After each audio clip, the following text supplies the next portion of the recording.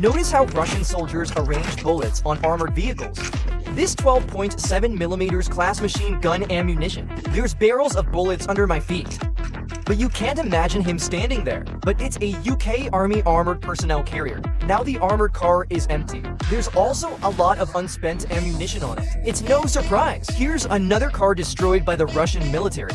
This is the battlefield and part of the silo. These areas are no longer front lines. It was recovered by the Russian military. Equipment is damaged like this. There's a lot in this area. Just a while ago, Russian troops against Oxen troops in the region to launch an attack. Ground clearance. At the same time, heavy fire was also deployed. Armored team of Ukrainian army to support. The two sides have had strong interaction in this area because the Russian military is fully prepared for combat. Types of guns. Tank. The armor was firing at the Ukrainian troops from the start. The Ukrainian army is attacked and forced to change course. I didn't expect to get hit harder instead.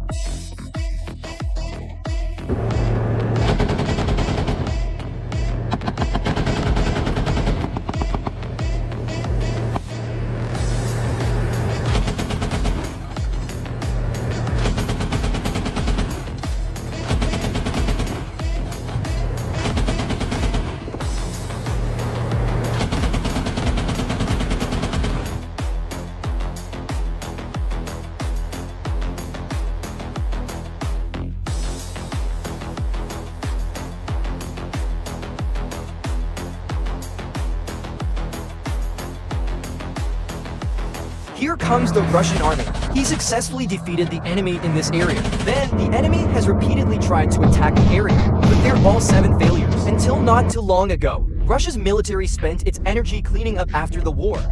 You see it everywhere because of the war. The houses were damaged. It's all turned to rubble, not intact. There are also armored vehicles on the road. Some are intact, can even be found inside ammunition that hasn't been fired yet. Some cars even went through the baptism of war. The metal on it's completely rusted and discolored, no longer worth recycling. The bodies of many soldiers, it's rotting and smelling on the side of the road. Many of them are incomplete. Just rely on a tattered shirt to connect. You can see the level of fighting at that time. They're all violent attacks.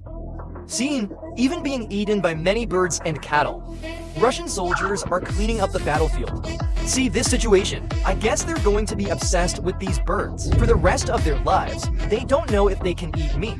At the scene, they also called forklifts to start clearing the damaged roads and bridges.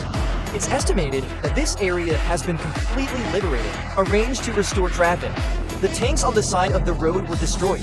It was also a time. There are signs of resistance. Drones were everywhere at the scene. There are still relatively few mines in the area. Unfortunately, the land mines are for the wrong purpose of protecting the fence, based on the number of mines. In the case of the military leaving the land to fight, it certainly won't carry too much defensive equipment. So, forklift can also boldly do sand flat work.